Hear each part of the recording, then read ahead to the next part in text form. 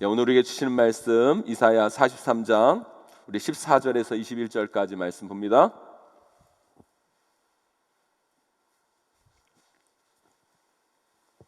이사야 43장 14절에서 21절까지 말씀, 제가 한 절 여러분이 한 절 우리 교독하도록 하겠습니다. 너희의 구속자여 이스라엘 거룩하니 여호와가 말하노라. 너희를 위하여 내가 바벨론에 사람을 보내어 모든 갈대아 사람에게 자기들이 연락하던 배를 타고 도망하여 내려가게 하리라. 나는 여호와 너희의 거룩하니요 이스라엘의 창조자요 너희의 왕이니라. 나 여호와가 이같이 말하노라. 바다 가운데 길을 큰 물 가운데 지름길을 내고 병거와 말과 군대의 용사를 이끌어내어 그들이 일시에 엎드려져 일어나지 못하고 소멸하기를 꺼져가는 등불 같게 하였느니라. 너희는 이전 일을 기억하지 말며 옛날 일을 생각하지 말라. 보라, 내가 새 일을 행하리니 이제 나타낼 것이라.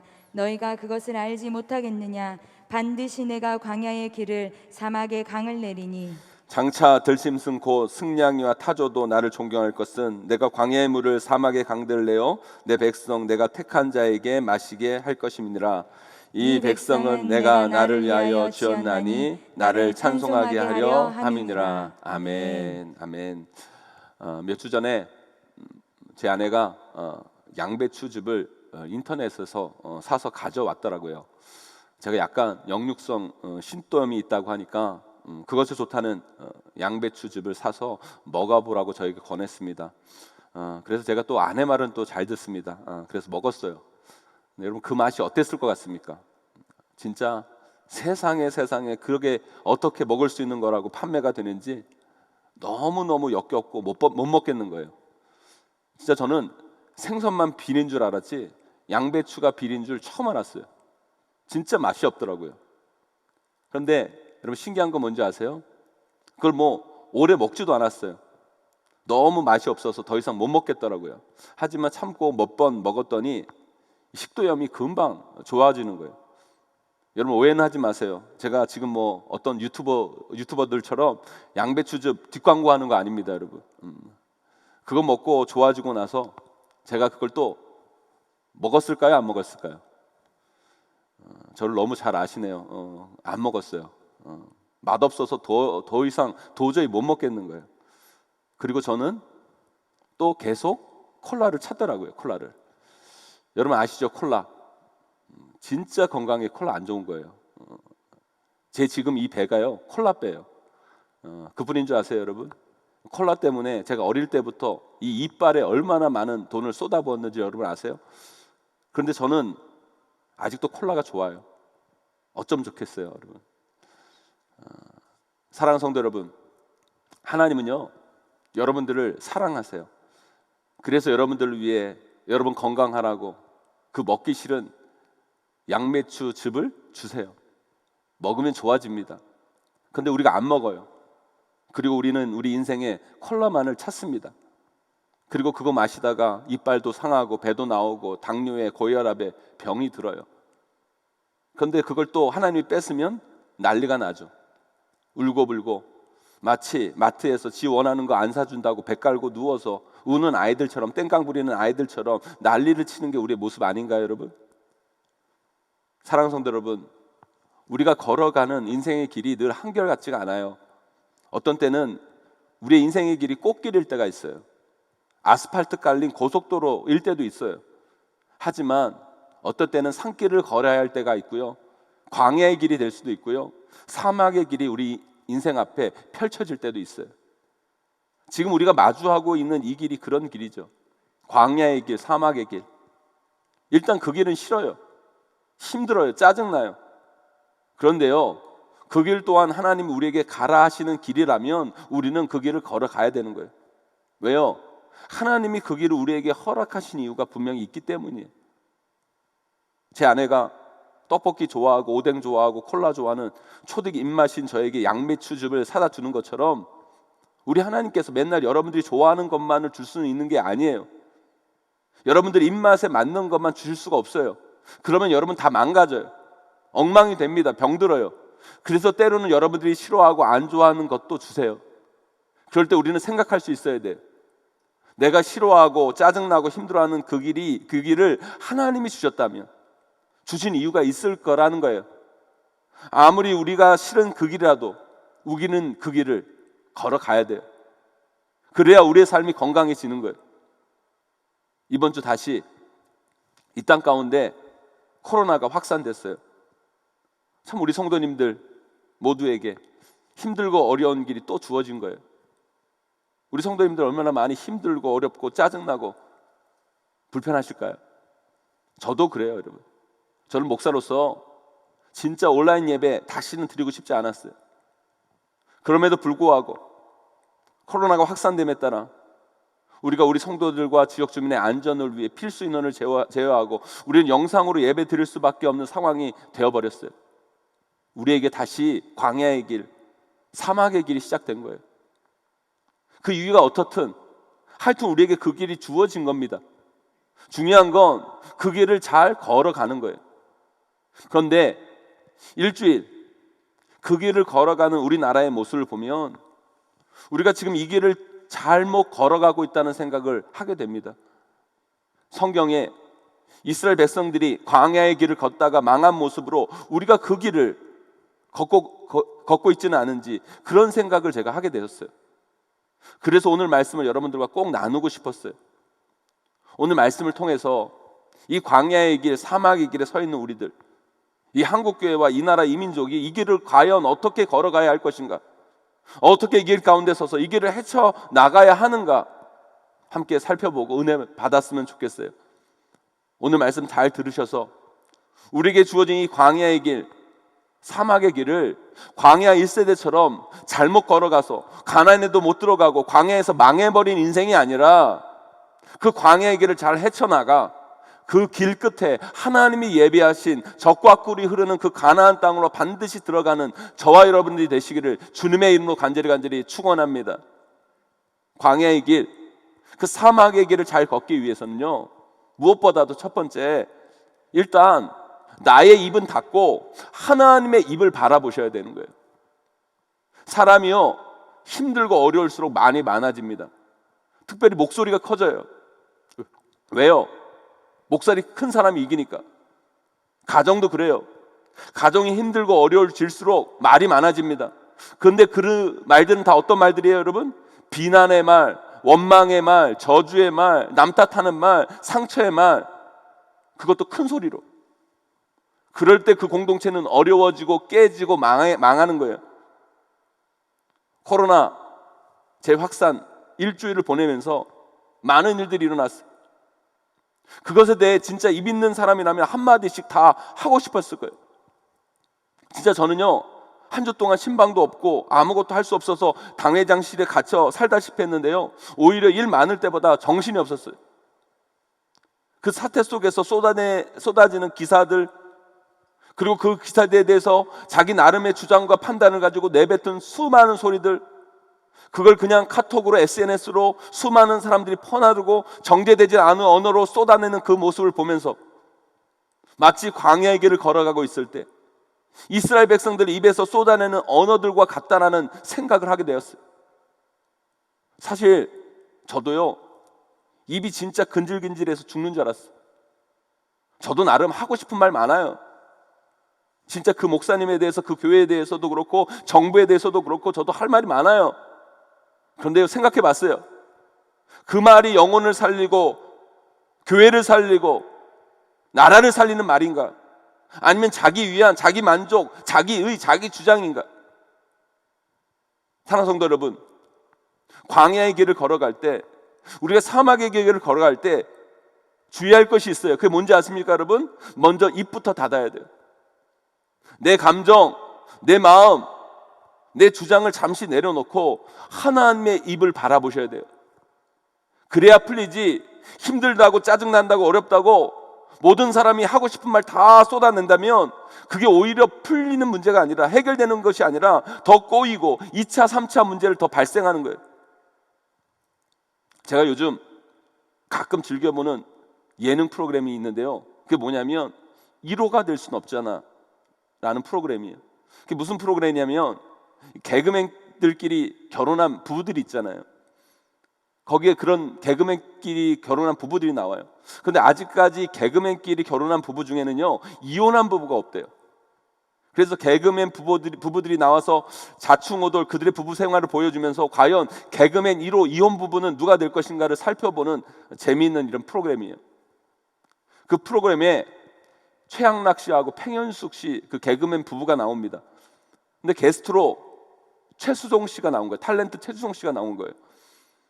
놀란 게요, 개그맨 최양락 씨랑 탤런트 최수종 씨랑 동갑 친구래요. 어떻게 그게 동갑 친구가 될 수 있을지 모르겠는데 동갑이래. 나이가 똑같대요. 여러분, 최수종 씨 아시잖아요. 우리 남자들의 공공의 적, 장로님이기도 하면서 또 하이라 씨랑 닭살 부부이기도 하잖아요. 그분이 거기서 이런 자충우돌하는 이 부부들의 이 모습을 보면서 여러 가지 이야기들을 하는데요, 이런 이야기를 하더라고요. 믿어야 될지 안 믿어야 될지 모르겠지만 자기는 평생 부부싸움을 한 번도 한 적이 없대요. 그런데 그렇게 오래 살면서 왜 부부 사이에 갈등이 없고 미묘한 긴장이 없었겠냐는 거예요. 자기도 자식 문제로, 집안 문제로 아내와 신경전이 있을 때가 있다는 거예요. 그때 어떻게 하냐면 자기는 먼저 자기가 말을 하는 것이 아니라 잠깐 자기를 이렇게 누르고 참고 기다린다는 거예요. 그리고 상대방의 이야기를 듣다 보면 오해가 이해가 되는 때가 온다는 거예요. 감정이 격해 있을 때 자기 감정대로 먼저 말하지 않고 좀 시간을 가지면서 참고 인내하면서 먼저 내가 말하는 것이 아니라 상대방의 이야기를 듣다 보면 하나하나 풀려간다는 거예요. 그 이야기를 들으니까 제가 할 수 있을지 모르겠지만 참 그 말이 맞다, 그 말이 맞다, 그런 생각이 들었어요. 사랑하는 성도 여러분, 지금 이 시대는요, 말의 포화 시대예요. 인터넷 들어가 보세요, 여러분. 수많은 언론들, 예전에는 진짜 언론으로 취급되지도 않았던 매체들까지 언론이라는 이름을 가지고 수많은 말들을 쏟아냅니다. 그것만 있습니까? 무슨 맘카페다, 뭐다, 수많은 인터넷 카페들에서 얼마나 많은 자기 주장들이 쏟아져 나오는지 몰라요, 여러분. 거기다가 요즘 유튜브가 돈 버는 시장이잖아요. 그러니까 개나 소나 구독자 올리고 조회수 올려서 돈 벌려고 사실 진위 상관없이 자극적인 내용과 기사와 뉴스와 영상들을 만들어서 수많은 사람들이 그것이 뿌려지고 있잖아요, 여러분. 거기에다가 카톡에, 페이스북에, 인스타그램에 수많은 SNS 가운데서 쏟아져 나오는 수많은 자기 표현들, 자기 주장들, 그게 다 좋은 게 아니에요, 여러분. 여기 청소년들도 이 예배를 드릴 텐데요, 제가 우리 청소년들에게, 우리 용인제일교회 청소년들에게 부탁드립니다. 속지 마세요, 여러분. 그 말의 함정에 빠지지 마세요, 여러분. 스마트폰과 인터넷에서 쏟아져 나오는 수많은 말들이 진리도 아니고 여러분들이 그렇게 관심 가질 가치 있는 것이 아니에요, 여러분. 그런 말에 속지 마세요, 여러분. 이번 주에요, 여러분, 용인의 우리 제일교회에서 확진자가 많이 나와가지고 기사가 많이 나왔잖아요. 그런데요, 그거를 우리 제일교회가 아니라 용인 제일교회로 이름 나와가지고요, 그것을 고치는데요, 여러분, 우리 교역자들이 얼마나 여러분 힘들었는지 몰라요, 여러분. 기사 하나를 쓰는데도요, 뭐가 뭔지 모르고요, 제대로 기사를 내는 곳이 없어서 그것을 고치느냐 얼마나 힘들었는지 몰라요, 여러분. 여러분, 거기서 나오는 모든 것들이요, 다 여러분들이 받아들일 만한 것이 아님을 아셔야 돼요, 여러분. 여러분 친구들 정말 좋은 곳에 가서 맛있는 음식 먹으면서 찍는 사진들, 그 SNS에서 올리면서 여러분들이 보면 부러우시죠? 좋은데 여행 가서 찍은 사진, 여러분 친구들이 거기에 이렇게 올려놓은 거 보면 여러분도 가고 싶고 여러분 놀고 싶고 그러시죠, 여러분? 계속 쭈구리처럼 살다가 1년에 한 번 가는 거예요, 여러분, 한 번. 근데 그거 보면서 여러분, 쟤는 저렇게 사는데 왜 내 인생은 이러지? 나는 왜 이 모양 이 꼴일까? 여러분, 속지 마세요, 여러분. 여러분, 그거 보면서 부러워할 필요도 없고 여러분 인생 원망할 필요도 없는 거예요. 그걸 읽을 시간에 여러분 성경 말씀을 읽으세요. 그것이 여러분의 인생을 훨씬 더 아름답게 만들어 가는 거예요, 여러분. 사랑하는 성도 여러분, 사람이요, 힘들고 어려우면 말이 많아져요. 그런데 어려울 때 금방 내뱉는 그 말들은 결코 좋은 말이 될 수가 없어요. 그 말은 여러분과 이웃과 그리고 공동체를 살리고 일으키는 말들이 아니에요. 그 입을 닫아야 돼요. 그런데 지금 우리가 어설프게 힘들어서 말이 많지, 진짜 힘들면 그 말조차도 사라지는 때가 와요. 우리가 그 말을 멈추지 않으면 정말 힘들 때가 옵니다, 여러분. 그래서 그 말조차도 할 수 없을 때가 와요. 성경에 보면 그런 역사들이 있었어요. 사사시대, 이스라엘 왕정시대, 중간기 시대, 이스라엘 백성들 가운데 정말 어려움과 힘듦이 찾아왔어요. 그때 이스라엘 백성들이 원망과 불평을 막 쏟아놓고 막 이야기를 합니다. 그런데요, 어설프게 힘들 때나 그런 이야기를 하는 거지, 정말 여러분 그 말 때문에 정말 힘들 때가 오면 침묵의 시대가 와요. 그 절망의 끝에서 긴 침묵이 흐릅니다, 여러분. 어려울 때 말이 많으면 하나님은 역사를 통해 침묵하세요. 그런데요, 중요한 건 뭔지 아십니까? 그 침묵의 시간을 깨고 하나님의 선포가 울려 퍼질 때가 있어요. 오늘 말씀에도 그 소리가 나오는 거예요. 이스라엘 백성이 혼란과 어둠 속에서 원망과 불평으로 무너져 갈 때 결국 그들은 멸망하였고, 그래서 그들은 결국 침묵할 수밖에 없을 때가 있었어요. 그 절망의 터널에 주저앉고 있을 그때가 있었어요. 그때 우리 하나님께서 그들에게 말씀하시는 말씀이 오늘 이사야 43장의 말씀이에요.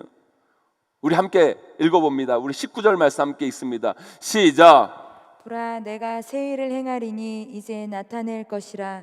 너희가 그것을 알지 못하겠느냐? 반드시 내가 광야의 길을 사막의 강을 내리니. 아멘. 우리 이 절망의 시대에 이 하나님의 소망의 소리를 들어야 돼요.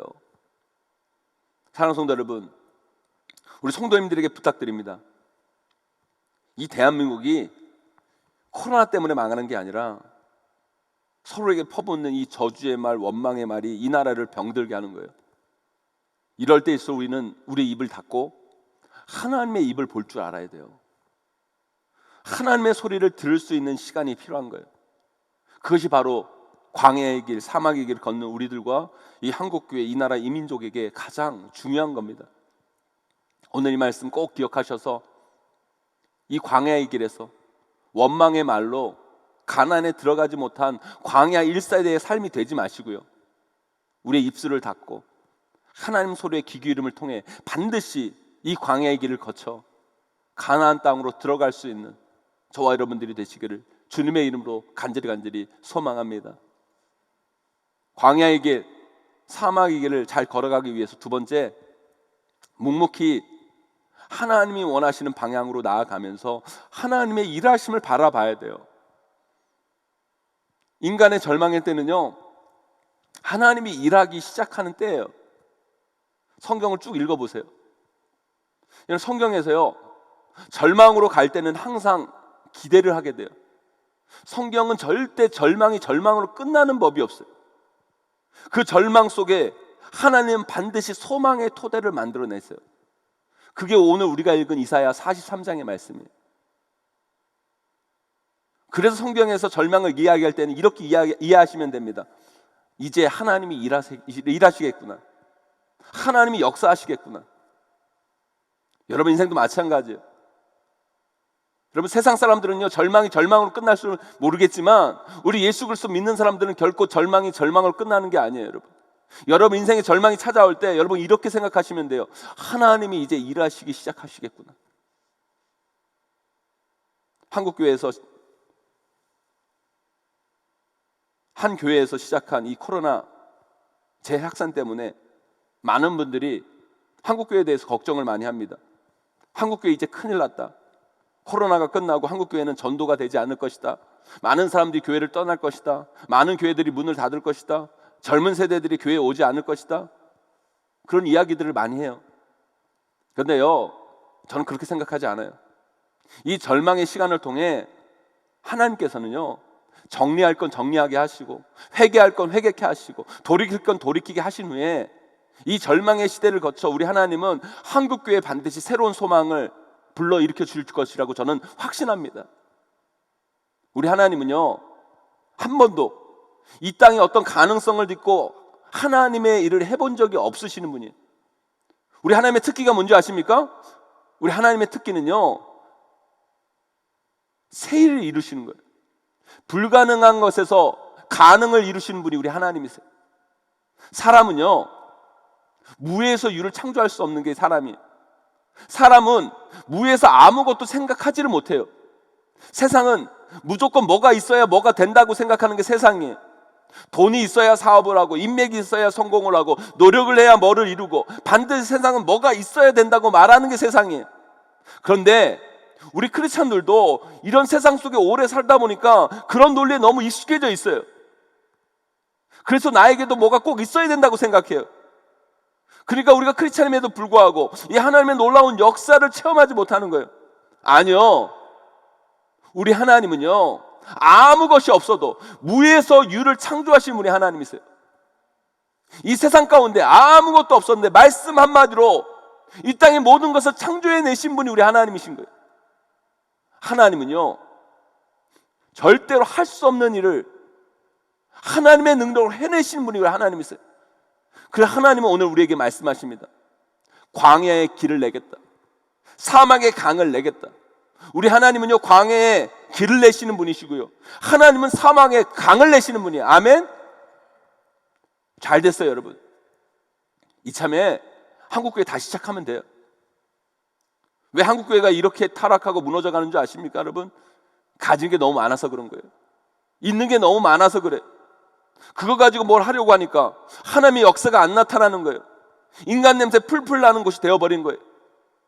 그러나 여러분, 우리 믿음의 선배들에게 뭐가 있었습니까? 아무것도 없었어요, 여러분. 뭐 이런 건물이 있었습니까? 뭐 물질이 있었습니까, 여러분? 성도들이 많았습니까, 여러분? 아무것도 없었어요. 아무것도 없었으니까 여러분, 하나님만을 바라보고 그분을 의지하고 그분을 붙들고 나아가니까 그분이 일하셨잖아요, 여러분. 그분이 일하시니까 역사가 만들어지고, 그분이 일하시니까 무에서 유가 창조되고, 그분이 일하시니까 광야의 길이 내어지고, 그분이 일하시니까 사막의 강을 내는 거예요, 여러분. 우리의 인생도 마찬가지예요. 제발 여러분의 인생에 뭐가 있어야 된다고 생각하지 마세요. 우리 청소년들, 우리 자녀들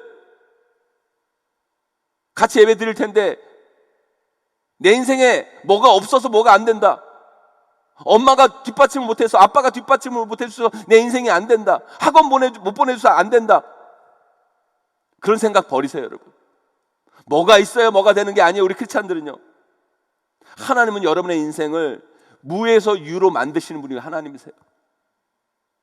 우리 하나님은 광야 같은 여러분 인생에 길을 내시는 분이고, 사막과 같은 여러분 삶에 강을 내실 수 있는 분이 우리 하나님이세요, 여러분. 전혀 이 사태가 안타까운 일이긴 하지만 한편으로 잘 됐다는 생각도 들어요. 우리 한국교회가 바닥부터 다시 시작해야 된다고 생각해요. 전 처음에는 이런 생각보다는 정말 말도 안 되는 일이 일어나서 너무 걱정되는 거예요. 그런데 오히려 여기까지 오니까 확신이 생겼어요. 야, 이제 하나님이 일하시기 시작하겠구나, 하나님이 역사하시겠구나, 이런 생각을 들면서 또 다른 소망이 내 마음 가운데 막 불일 듯 일어나는 거예요. 여러분, 하나님이 일하실 거예요. 하나님이 역사하실 거예요. 두려워하지 마세요. 그러나 여러분, 그 하나님의 일하심은요, 아무나 경험하는 게 아니에요. 하나님의 역사는 아무나 볼 수 있는 게 아니에요. 자기의 주어진 그 광야의 길, 사막의 길을 누가 보나 안 보나 뚜벅뚜벅 하나님이 가라는 방향으로, 여기서 이런 방향이 중요한 거예요. 하나님이 원하시는 그 방향으로 한 걸음 한 걸음 내딛는 자에게 주어진 은혜가 바로 하나님의 일하심이에요. 이스라엘 백성들도요, 광야의 길을 걸었어요. 그런데 광야 1세들은 어땠습니까? 광야의 길에서 힘들고 어렵고 짜증나니까 하나님이 원하시는 가나안의 방향이 아니라 자꾸 애굽의 방향으로 방향을 틀려고 그래요. 하나님과의 반대 방향. 힘들다고 어렵다고 자꾸 돌아가려고 하잖아요. 그러다가 망하고, 그러다가 결국 가나안 땅에 못 들어간 거예요. 우리 그런 인생 되면 안 돼요. 아무리 광야의 길, 사막의 길이라도 하나님이 원하시는 방향은 있어요. 그 방향으로 힘들더라도 나아가야 돼요. 그러다 보면 하나님이 일하시기 시작하십니다. 하나님의 역사가 하나하나 보이기 시작하는 거예요, 여러분. 제가 처음 코로나 일어나고 설교 중에 우리 교회 대학로에서 연극하는 분 말씀을 드렸잖아요, 여러분. 그분이 공연도 못하고 아무것도 할 수 없을 그때 유튜브에 자기의 달란트를 가지고 자기 목소리로 성경을 한 장 한 장 읽어서 올려주셨다고 제가 칭찬하면서 구독 좀 하시라고 제가 말씀을 드렸잖아요. 여러분, 그게 바로 광야의 길, 사막의 길에서 하나님이 가라는 방향으로 뚜벅뚜벅 그 길을 걸어가는 거예요. 그런데 그분이 그 이후에 어떻게 됐는지 아세요, 여러분? 두 번째 이 확산 사태가 일어나기 전에 레미제라블이라는 예술의 전당에서 하는 연극에 수많은 경쟁을 뚫고 오디션에 붙으신 거예요. 제가 인터넷 사이트에 들어가 보니까 배역도 거의 주연급으로 되셔서 사진이 메뉴에 걸려 있더라고요. 이 힘든 시기에, 어려운 시기에 그 수많은 경쟁자를 뚫고 그 오디션에 참여하게 되고 그 대단한 공연에 참여하시게 되어서 이 사태 전에 다행히 그 공연이 끝나서 그 공연을 무사히 마칠 수 있었어요. 저는 이 어려운 때에 묵묵히 하나님이 원하시는 방향으로 뚜벅뚜벅 그 길을 걸어가는 이런 분들에게 더 큰 하나님의 역사가 일어나기를 간절히 소망합니다, 여러분. 사랑하는 성도 여러분, 광야의 길, 사막의 길은 내가 뭘 할 수 있는 길이 아니에요. 그저 하나님께 방향을 맞춰야 돼요. 그리고 작은 발걸음이라도 그 방향으로 한 발 한 발 내딛어 보세요. 그렇게 가다 보면 하나님이 일하십니다. 하나님이 역사하십니다. 우리는 그 길에서 그 광야의 길을 내시고 사막의 강을 내시는 그 하나님을 만나고 무에서 유를 창조하신 그 하나님을 보게 될 것입니다, 여러분.